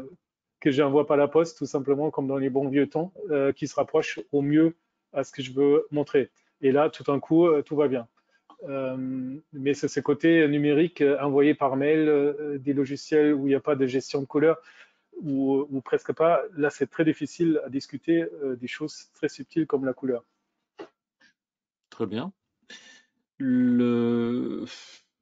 Parfois, ils peuvent aussi avoir un collègue qui a un écran correct. J'ai des photographes qui, lorsque c'est un client régulier, leur ont proposé de calibrer leur écran. Alors attention, imaginons que leur écran n'est pas de très bonne qualité. Le calibrer, ça va réduire un peu le massacre, ça va pas donner des choses parfaites, mais au moins le point blanc, la luminance vont être corrigés. Ce sera moins Alors, pire. j'ai une astuce qui peut marcher Oui. j'ai déjà fait, hein, en fait, j'utilise très souvent des tablettes ou des téléphones dans Capture One pour avoir une retour d'image directement sur un autre écran. Et en fait, je me rends compte que par exemple, j'utilise iPhone, sur les derniers iPhones, le rendu de couleur sur les iPhones est quand même vraiment assez proche d'un écran bien et calibré, sans rien faire en fait, hein. Il s'affiche plutôt bien. Et en fait, du coup, j'ai proposé ça à un de mes clients comme source de contrôle, quoi, de Mhm. regarder aussi peut-être sur son téléphone de bonne qualité. Mais malheureusement, le même client, il utilisait une autre marque de téléphone où je ne citerai pas le nom, qui virait vraiment beaucoup trop dans les verts. Donc, Faut pas euh, oublier que ça peut être la marque, mais aussi vous avez des utilisateurs qui, ne sachant pas, modifient les réglages et peuvent donner un ton plus bleu ou c'est plus possible, oui. jaune. Sur iPhone, je Euh, crois, ça se fait pas vraiment de changer ça, mais le point blanc. Mais j'ai constate juste que sur iPad Pro, iPhone Pro, les derniers modèles, oui. en fait, le rendu de couleur est vraiment très très correct. Et donc, ça peut être, euh, comment dire, ça peut être un contrôle pour les clients, quoi. Alors, il y avait une question, puisque là tu affiches toujours Adobe RVB et puis sRVB, autour des espaces de couleurs. Donc, lesquels sont les bons à utiliser. Donc, en retouche photo, on va privilégier Adobe RVB. Mais plusieurs questions ont été posées. Pourquoi est-ce qu'on n'utiliserait pas l'espace ProPhoto RVB ou le DCI-P3 par exemple? Alors l'espace ProPhoto RVB, il est très intéressant, mais ça reste un espace théorique. Aujourd'hui, aucun écran n'arrive à le matcher. C'est le moteur de gestion des couleurs qui est présent dans Lightroom, à l'intérieur d'un outil qui s'appelle Melissa, et qui a été utilisé pour la conversion des couleurs. Donc c'est intéressant. Si vous êtes plus au niveau expert, moi je vous invite effectivement à travailler en ProPhoto RVB. Par contre, on ne va pas le montrer ici du tout, ni les réglages, ni comment il faudrait travailler. DCI-P3, ça reste une norme relativement récente. C'est pas mal et c'est plutôt utilisé pour la vidéo. Mais comme on est dans un webinaire autour de la photo, on ne va pas aborder ces sujets-là. Et puis, une alternative très intéressante à Adobe RVB, que Michael, toi, tu connais, et qui est très répandue en Allemagne, c'est Oui, c'est le. ECI RVB, ECI voulant dire European Color Initiative. Donc, c'est un groupement un petit peu comme, je dirais, une norme ISO ou euh, c'est un environnement ouvert dans lequel participent des Allemands, des Anglais, des Français, des gens de toute l'Europe et qui est assez proche aussi des personnes qui établissent les normes comme par exemple les normes FOGRA qui sont couramment utilisées en Allemagne et à peu près un peu utilisées en France. Donc ECI RVB, très très bon moyen aussi, mais si vous voulez des infos, il faut parler anglais, les sites sont gratuits, tout est gratuit. Par contre, il n'y a aucune info commerciale. Il n'y a rien à acheter, vous pouvez aller vous renseigner, il faut vous auto-former. Et comme tout est en anglais, il y a pas mal de français que ça n'amuse pas. Pour autant, c'est un très bon système et un très bon espace de couleurs. Question de Marc. Est-il possible de calibrer un écran sans sonde? Alors, je te pose la question, Michael. Qu'en penses-tu? Alors, ces questions récurrentes parmi mes élèves de Ce l'école serait bien que tu photo. regardes la caméra qu'on te voit, parce que là, on Oui, voit juste ton absolument. écran. Attends, je vais remettre ça une seconde. Hop, je vais changer un peu de côté. Voilà. Alors, oui, très bonne question. Alors, on peut déjà faire certaines choses sur Mac, ça je connais. Il y a un truc qui s'appelle calibration, non, étalonnage, je crois, c'est ça, dans les réglages de moniteur. On trouve un petit onglet. Honnêtement, calibrer sans sonde, c'est Non, c'est vraiment du n'importe quoi, hein. C'est juste, c'est parfois ça peut, au moins on peut régler un tout petit peu la luminance, que ça soit pas complètement pour cramer les yeux.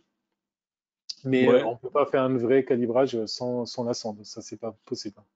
Moi, je rappelle une chose, c'est que nos yeux sont sensibles aux conditions de lumière et d'éclairage. Mais notre cerveau et notre être humain tel qu'on est, on est sensible à des tas d'autres choses en plus. Vous êtes en colère, vous n'allez pas percevoir les couleurs et la luminance de la même manière qu'un jour vous êtes en pleine forme.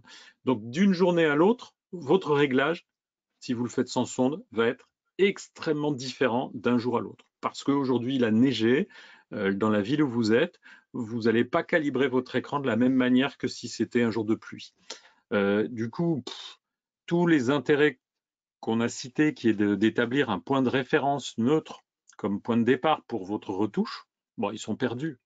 Vous pourrez peut-être réduire un peu le massacre, mais bon, c'est vraiment c'est comme de se dire la vitesse de votre voiture, vous sortez le doigt mouillé et vous dites tiens, je suis à combien de kilomètres heure?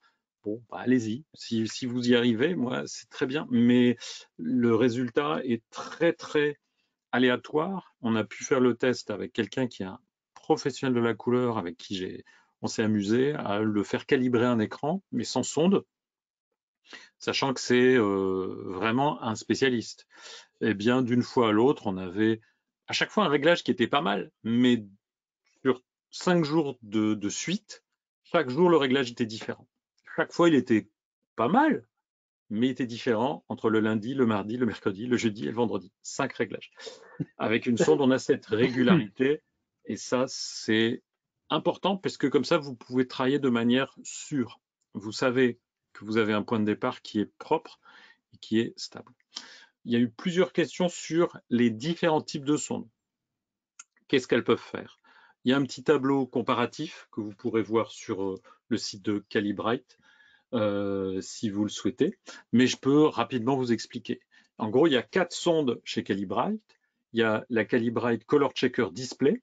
C'est un modèle simple, autour de 150 €, je n'ai plus le prix par cœur en tête, qui va permettre de calibrer justement les écrans de portable, un écran d'iMac dont on a dit qu'il était un peu trop lumineux et trop bleu, donc déjà on va le ramener sur quelque chose de correct. Mais cette sonde, elle n'a pas la possibilité de calibrer les écrans avec le calibrage hardware. Donc vous pourriez calibrer le 32 pouces de Michael, mais pour ça, vous allez utiliser le logiciel fourni avec la sonde. Vous ne pourrez pas utiliser le logiciel qui est fourni par BenQ qui s'appelle Palette Master Element. La plus répandue, c'est la Color Checker Display Pro, qui s'appelait avant i1 Display Pro chez X-Rite, puisque c'est le même produit. Hein. Le logiciel est similaire. C'est la plus répandue. Pourquoi? Parce que c'est la sonde la plus universelle. Elle permet de calibrer tous les écrans, y compris ceux à calibrage hardware. La version Color Checker Display Plus, elle peut vous intéresser si vous utilisez des écrans de toute récente fabrication, et notamment qui montent jusqu'à 2000 nits. Ça, c'est la luminance, et c'est surtout important dans le domaine de la vidéo. Donc, si vous ne savez pas si votre écran il monte à 2000 nits ou pas, eh bien, vous pouvez prendre la version Pro, parce que probablement que votre écran va très bien marcher avec. Pour les experts, la Color Checker Display Plus, ça c'est pas mal. Si vous avez besoin de calibrer votre écran, mais aussi un scanner, votre boîtier, et créer des profils d'impression sur votre imprimante, vous pouvez créer un profil qui va correspondre à votre papier.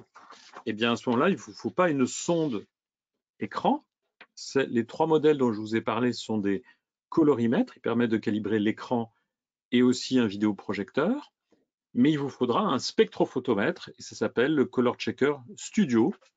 Version Studio, pourquoi? Parce qu'elle permet de calibrer les écrans, les vidéoprojecteurs, les scanners, les boîtiers appareils photo et créer des profils d'impression pour chacun de vos papiers. Donc vous allez pouvoir, avec un petit spectro comme ça, alors on est sur un produit qui a un peu plus de 500 €, hein, créer des profils spécifiques pour votre papier mat, fine art, annemuleux, pour votre papier satiné, Canson, pour votre papier comme ça, comme ça. Et vous aurez un profil précis pour chaque type de papier. On n'est pas sur ce sujet aujourd'hui, pour autant, puisque j'ai eu plusieurs personnes qui ont posé la question.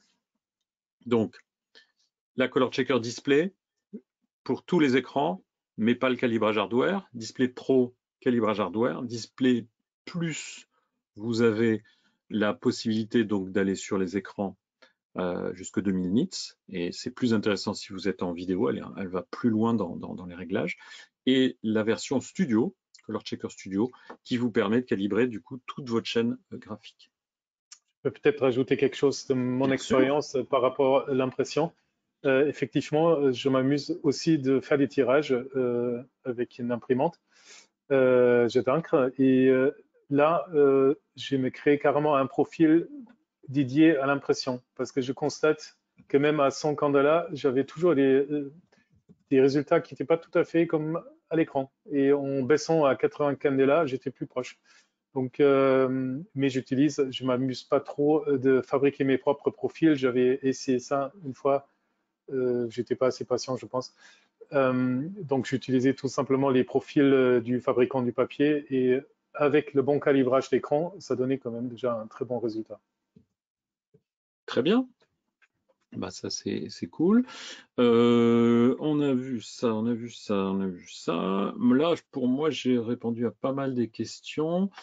Il nous restait,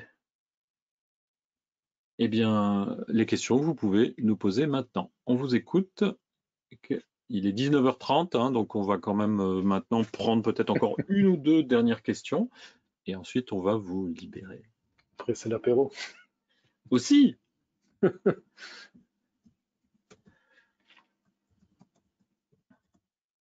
Alors. Donc j'ai envoyé les infos sur le plugin. La charte de gris 18% correspond à l'un des carrés gris de la Color Checker. Oui, alors ça, c'est ça, si ça vous intéresse, c'est celui-ci. Ça, c'est le gris 18%.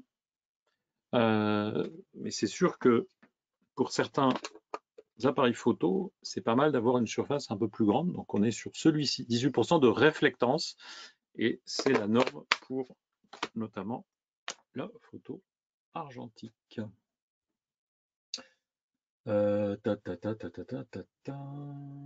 l'exposition en général, c'est Une question pour le. Alors, les réglages pour faire de la reproduction d'œuvres d'art. En reproduction d'œuvres d'art, vous allez travailler dans une pièce très faiblement éclairée. Quand je dis très faiblement éclairée, vous devez mettre des rideaux, fermer les volets, faire ce que vous voulez, mais il ne doit pas y avoir de lumière.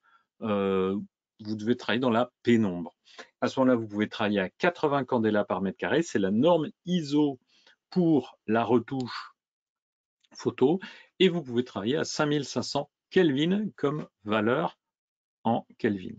Reproduction d'œuvres d'art, l'idée c'est de reproduire à l'identique l'objet qu'on prend en photo. Et c'est possible d'aller sur ces réglages, 5500 Kelvin et 80 candela par mètre carré, uniquement si vous avez un écran professionnel. Un des points importants qu'on n'a pas abordé, c'est que tous les écrans ne se valent pas, tous les écrans n'ont pas les mêmes qualités. Un écran bureautique classique, on parlait d'un iMac, déjà souvent c'est des dalles brillantes.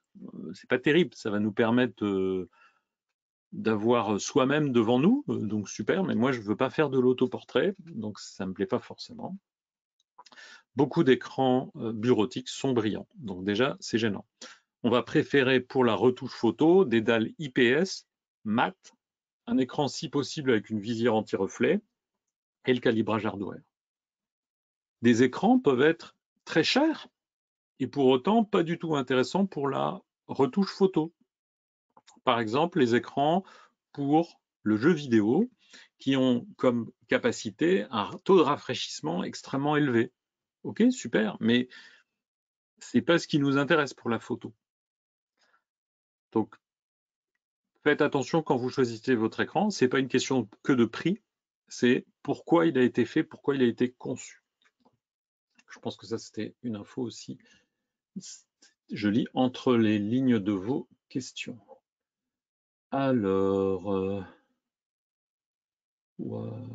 sur quelle carte graphique ou quelle caractéristique 10 bits? Je ne comprends pas. Oui, bah sur votre PC, il faut qu'il ait une carte graphique qui tienne la route. Effectivement. surtout avec la 32 pouces. Tu sais répondre, toi, Mickaël? Non, pas trop. Mais il faut pas utiliser du matériel trop vieux pour un 32 pouces. Oui, il faut une vraie carte graphique, je pense. Hein. Le mode d'emploi des différentes cases de couleurs sur la charte. En fait, le logiciel va vous les repérer automatiquement. Et sinon, bah, comme je vous ai expliqué, vous avez une échelle de gris, cyan, magenta, jaune, noir, qui correspondent aux couleurs clés pour l'impression. RVB, c'est pour la vidéo. Et les autres, bah, je vous expliquerai ça peut-être dans un autre webinaire si on en fait un spécialement autour des chartes. Il y a des gens qui ont plus de son, puis le son est revenu. Tiens, c'est bizarre. L'option 10 bits semble conseillée sur les NVIDIA, dit Philippe. Ouais, mais pourquoi que 10 bits Alors, les écrans, bien sûr, on va travailler sur du 10 bits si vous pouvez, c'est quand même mieux. Et on ne va pas prendre des cartes trop anciennes. Vérifier ce que vous pouvez avoir. Est-ce que Michael utilise des projecteurs LED? Oui, Oui, tout à fait. En fait, j'utilise du LED pour faire un peu la vidéo, effectivement, et je travaille avec des petits spots LED que j'utilise, donc comme ce que j'ai expliqué tout à l'heure, de mélanger en fait lumière flash avec un faisceau d'un petit projecteur LED pour, par exemple, éclairer un détail euh, dans une assiette ou une étiquette d'une bouteille pour ajouter quelque chose. Dans le temps, ben, j'avais des Dedolight, je ne sais pas qui connaît ça encore, mais ils étaient en tungstène et du coup, on avait le problème entre la balance de blanc des flashs et donc la lumière beaucoup plus chaude du tungstène. Maintenant, avec le LED, l'avantage, c'est la même température de couleur. Merci. On va finir donc sur cette dernière question. Est-ce que une Calibrite Color Checker Display Pro calibre un iMac récent? La réponse c'est oui, mais méfiez-vous, beaucoup d'écrans récents, je répète, peuvent être très bons pour la bureautique, mais déjà c'est des dalles brillantes, donc on va les calibrer, ok. Le souci c'est comme au départ ils vous sont livrés très lumineux et très bleus, dans la très grande majorité, et quand je dis très grande majorité, c'est 95% des personnes après le calibrage, qu'est-ce qu'ils disent, Michael? Ils disent Oh, c'est moche. Non, c'est moche, il y a beaucoup d'élèves qui me font ces remarques. Ah c'est non, trop c'est pas jaune, beau, c'est pas beau. c'est trop Ouais, jaune, ouais, c'est c'est ça. fade, euh, c'est plus aussi flatteur. Mais oui, puisque en fait, les fabricants d'écrans, ils s'évertuent, ils se fatiguent, ils se prennent la tête pour vous livrer des écrans super flatteurs parce que ça fait vendre des écrans, hein, soyons très clairs. Un écran trop bleu, trop lumineux, bien réglé pour vous donner envie, il va vous afficher des images extrêmement flatteuses. Typiquement, si vous allez chez Darty ou à la Fnac au téléviseur, vous voyez des gens en train de faire du foot sur une herbe vert fluo. Ben voilà, c'est ces réglages-là, ça attire l'attention, c'est 17% de vente en plus. Donc oui, ils vont le faire, ils vont continuer à le faire, et demain et l'an prochain, ils vont continuer à le faire. Et la seule méthode pour ne pas se faire avoir par ça, si vous êtes un professionnel de l'image, que vous soyez photographe, dans la post-prod vidéo ou autre, eh ben, c'est de calibrer l'écran pour le ramener à une production des couleurs correctes. C'est un petit peu ce que Michael y fait en fait toutes les semaines pour pas se faire avoir par un écran qui serait trop Je me fais aussi flatteur. des amis, je me fais aussi des amis autour de moi parce que j'ai commencé à calibrer le projecteur vidéo pour une séance de cinéma parce que les couleurs étaient aussi assez pourries. Donc quand ils ont vu que j'ai sorti ma petite sonde pour calibrer le projecteur, ils trouvaient ça un peu bizarre, mais ils étaient assez contents du résultat à la fin. Bah oui. Et n'oubliez pas une chose, c'est que une fois qu'il est bien calibré, bien réglé, vous allez au bout de quelques jours vous habituer à ce réglage-là. Le C'est ça. piège, c'est de calibrer son écran, de trouver que c'est effectivement moche ou jaune. Du coup, on revient sur les anciens réglages et vous aurez toujours un écart entre votre écran, par exemple, et votre impression. Votre écran et ce qu'un professionnel de l'image va produire en calibrant votre écran. Ce qu'il faut peut-être expliquer qu'avec un iMac, évidemment, on peut le caractériser, faire une caractérisation, mais aucun moment il va écrire en fait le calibrage dans le hardware. Il n'est pas calibrable hardware, ça va créer juste un petit profil qui va être stocké dans les réglages de moniteur qu'il faut choisir, qui va être choisi. Et par contre, si je branche un autre ordinateur sur le même écran, c'est plus la même chose, quoi. Tout à fait. Voilà. On va peut-être terminer là-dessus. Est-ce que tu veux terminer sur un dernier mot ou nous montrer, est-ce que tu as une actualité dans les jours ou les semaines qui viennent? Tu Voilà, travailles c'est sur un projet? euh, Pas trop en ce moment. C'est la fin d'année, je le sens. Tout le monde est occupé avec ses cadeaux de Noël, j'ai l'impression. C'est un peu quand même, mais ça Tu peux peut-être nous donne montrer un peu de temps.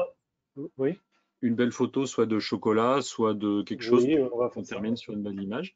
Alors, je vais changer. Alors, chocolat, j'aime beaucoup le chocolat. Voilà, par exemple.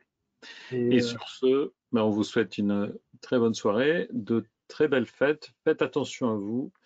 Merci beaucoup. Et puis, à bientôt. au Voilà. revoir Au tout le revoir. monde.